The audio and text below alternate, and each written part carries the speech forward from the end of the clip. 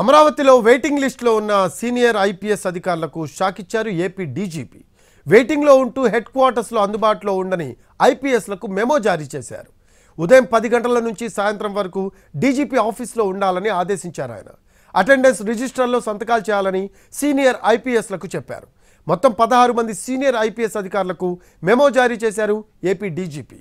ప్రస్తుతం వెయిటింగ్లో ఉన్న DG rank అధికారులు పిఎస్ఆర్ ఆంజనేయులు, సునీల్ కుమార్ సహా 16 మంది ఐపీఎస్ అధికారులకు మెమో జారీ చేశారు.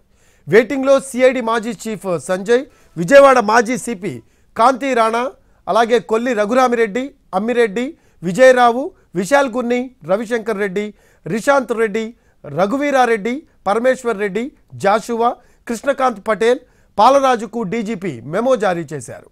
ఉదయం 10 నుంచి సాయంత్రం వరకు డీజీపీ ఆఫీస్లోనే ఉండాలని ఆదేశించారు. ఆయన విధులు ముగిశాక అటెండెన్స్ రిజిస్టర్లో సంతకం చేసి వెళ్లాలని డీజీపీ స్పష్టం చేశారు.